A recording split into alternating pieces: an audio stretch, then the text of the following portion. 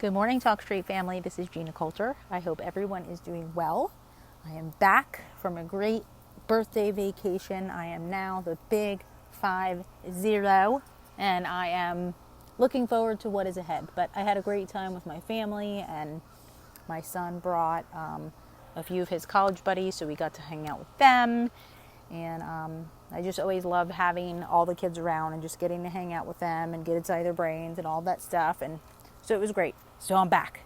And in that time, I got to learn some things too. And I love how God confirms things that he really wants us to get through multiple times that he might show us things. And so I have come across the verse in Luke 27 to 28. Sorry, Luke 6, 27, 28 has kind of popped before me several different times this week. So it's one of those things with, as you know, if this happens to you, all of a sudden you know that if the Lord keeps showing you the same verses over and over and over, or the same things over and over and over, it's time for you to perk your ears up, right? And you get more in tune to maybe what he's trying to show you.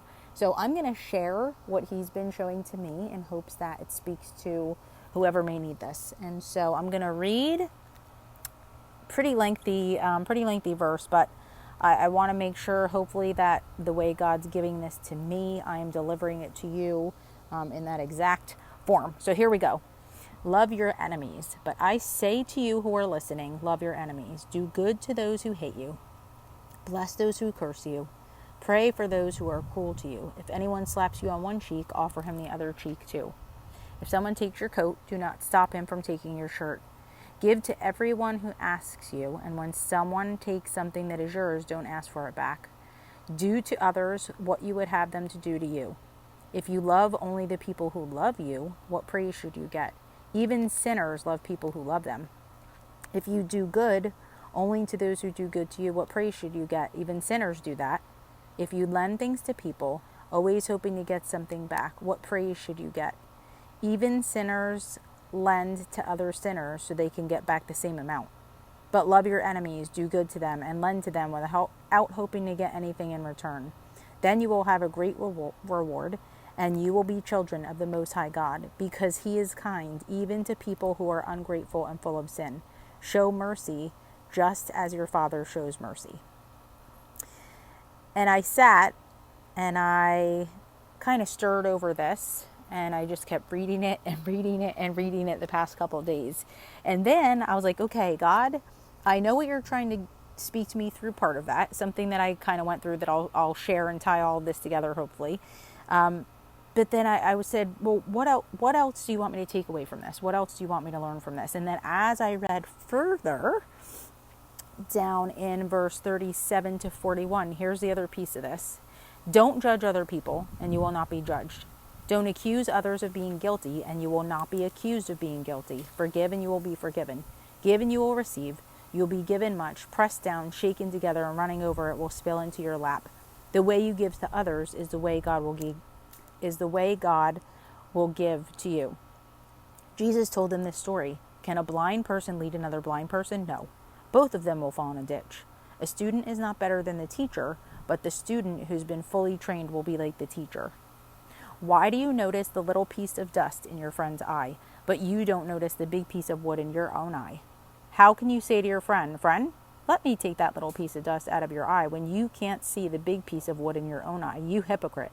First take the wood out of your own eye, and then you will see clearly to take the dust out of your friend's eye. I think both of those go hand in hand so much together. And when I share with you kind of what's been going on personally for me, I think I'll hopefully be able to tie this all together the way God's given it to me.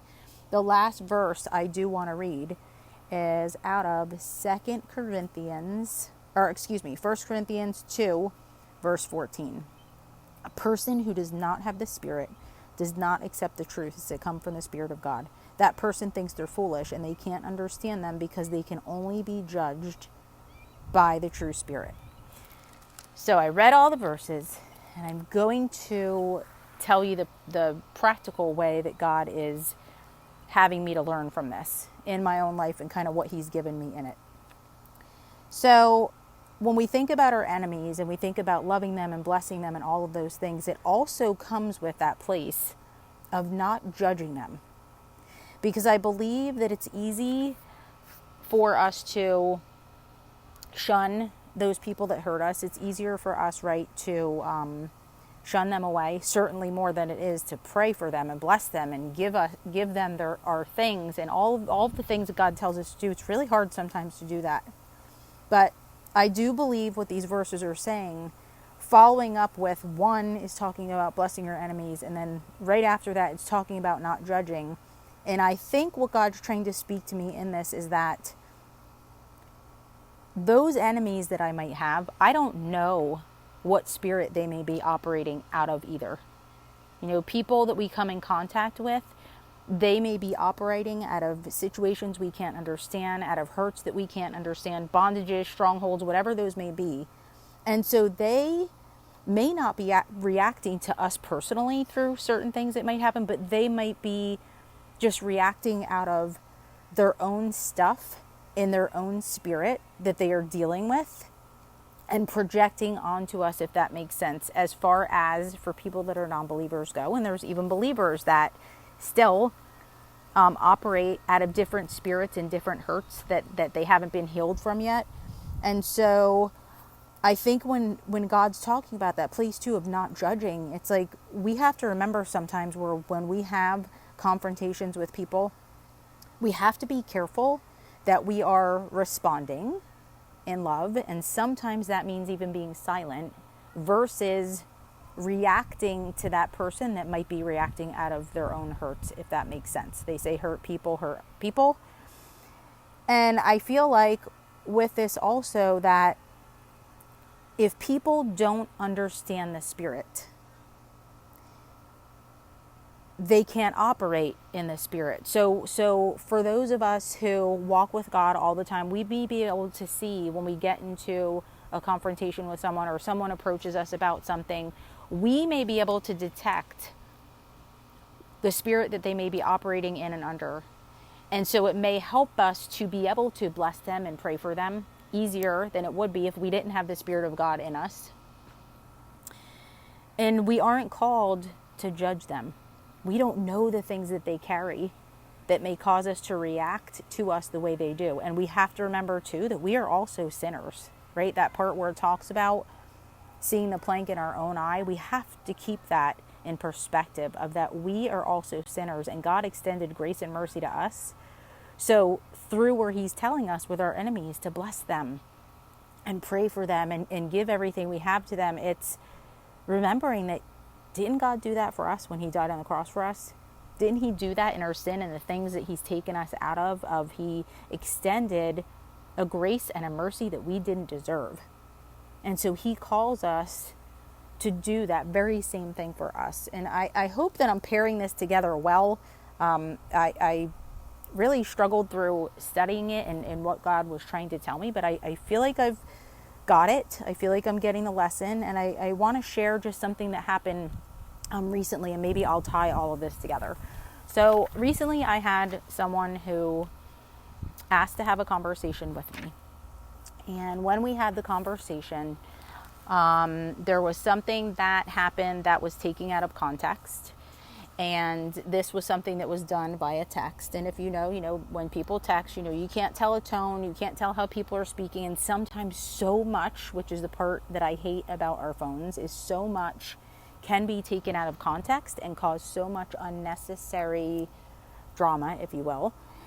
And so this person came to me with her concerns of a text that we had going back and forth. And I was able to explain myself and also take responsibility for my parts in that, because I feel like when people come to us, we also have to walk in a place of humility to hear what people have to say. When we have people in our lives that we value, we can be one of two people. We can either have them come to us and then completely shut them down and walk in a spirit of pride and not hear anything they have to say, or we can walk in a spirit of humility and hear what they have to say because we value them. And then we can decipher what is really truth and what is maybe their perspective out of their own stuff and maybe some of their own hurts, if that makes sense.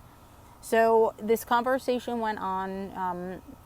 We talked through some things. I was able to clarify, where I felt like this person maybe was wrong and misinterpreted something. And then I was able to take what was said and come to a place where I took responsibility and apologized for the place that I was wrong. But then it turned into this place of that this person just kept criticizing different parts about my life and about my person and about my personality, mocking boundaries that I have set for myself. And as we were engaged in this conversation, I knew that I needed to not react, because there's times, right, when we're having conversations like this, and sometimes we just feel so like we're going to have smoke coming out of our ears, and that's the place the enemy wants us to be, so he could cause more division in those relationships. Or we can be in the place where we respond, and sometimes it means being silent and not saying anything and just let someone talk and feel like you hear them and you value them. And then sometimes it's having to speak up in love and make a statement such as, but this is not truth, because this is not who I am, or this is not okay, or what have you. And so I chose in that moment, I did say some things to defend myself in a way that was loving, but just to say, hey, this is not okay, the things that you're saying. And so the conversation ended up ending. And when I got done, I would lie to say that it didn't bother me for a couple days and I didn't process through. But as I thought about it, God kept showing me what I just shared with you today in his word. And it kept over and over and over. For like 2 days, I just kept seeing it. And I thought, okay, I get it, Lord. Like, I just need to not say anything. I need to let it go. Because, right, sometimes when people say things to hurt us, or people say things that aren't true, we want to be so quick to make sure they know the truth, to make sure in the places where we might be right, to walk in that place of that spirit of pride that may pop its ugly head up. And God calls us sometimes to just say, you know what, this person that you're dealing with, they, especially if they don't know the Lord and they don't know the things of his truth, they can't understand the things of the Spirit. So we, who know him and walk with his Spirit, are able to be in a situation where we can take a step back, and instead of reacting, we may respond in silence, and we may know that, okay, I can see things in this person's spirit that they might still be walking in some stuff that maybe I can't understand, or maybe it's some stuff that I do understand and I can see the spirit they're operating under. And so it helps us to be able to not engage, and it helps us to be able to keep the calm and the peace that the Lord would have us to walk in, whether we're right, wrong, or whatever. But knowing that we don't have to defend ourselves. We don't have to go round and round and round in arguments to prove that we're right or to make a point or whatever. We can just be quiet, hear the person. Yes, by all means, there are times when we need to speak up in a loving way to correct something that may not be right, but I feel like that's led by the Lord. He leads us.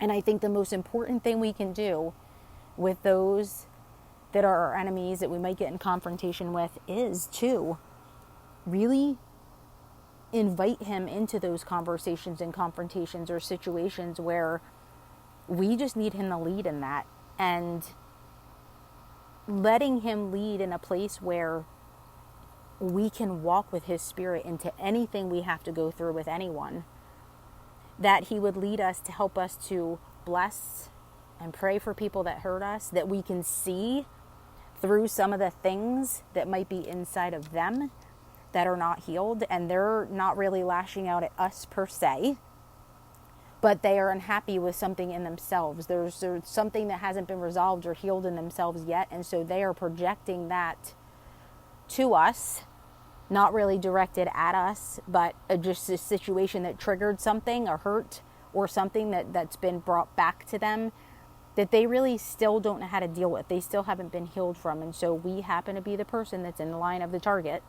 And so sometimes we have to take the brunt of that.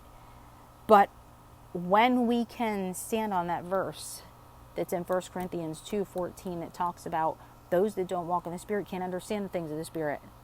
So it makes it easier for us when we're in situations to not have to prove ourselves right, to trust the Lord to defend when He needs to defend, and just leaving everything to Him to work out in His way and His time. And for us to be able to, in situations like that, continue to walk in love and grace and mercy, even when we feel like it's undeserved and we are so badly wounded by someone's words, because that's what He calls us to do, and that's what He did for us. And I can say wholeheartedly that my mouth likes to open. I like to defend myself. I don't like to be put down. I don't think anybody does. I don't like to be criticized.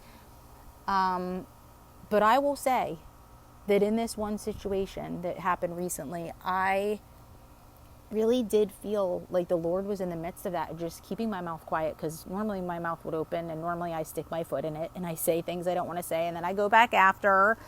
And it wasn't like that this time. I was able to see from a place of what was going on in the Spirit, and I was able to respond when I needed to, but I was able to just keep quiet for the most part and just let this person vent and hear them, and continue to be in a place that will be in prayer for them, because I believe there's things that are going on that aren't necessarily me, but they just need a person to pick on, a person to vent on, what may have you. I hope that may resonate with you in whatever way maybe you need. Maybe you've been through these situations before, but I'm thankful that God was able to piece that together for me, and I'm thankful that I can share in the victory that I had, because it means that I'm growing. And I also learned that through this interaction, I was able to see things about myself, because sometimes I don't receive well when people come to me and they want to talk to me about things. Sometimes I'm not so open-minded, and I saw that reflection come back at me. So I learned with that as well, like how important it is to keep an open mind with people that we value, to hear them, and sometimes for us to just be quiet and let them speak and take away the things that God would have us to learn through each situation so that we can grow. But that comes also, we really have to put ourselves in a place of humility, and get out of spirit of pride. And I will say, it's hard to hear someone take stuff and not take responsibility for it, and no apologizing on their end, and just continually to criticize and point a finger at you with not seeing anything about themselves and taking any of that responsibility. But that's okay. We have to just keep knowing, as long as we know who we are in Christ and we make our hearts right before Him every day, we don't have to walk in any of that junk and any of that mess. We can walk still in the place of freedom and trust Him that He knows our hearts before Him. And we can trust Him in our relationships to work out the things that need to be worked out that may be yucky. The spirits they may be operating that are not in goodwill towards us, that are other people's stuff. And He will work in that. He just asks us to continue to love them through their hard places, to continue to bless them and continue to pray for them. And so that's all we need to do on our part.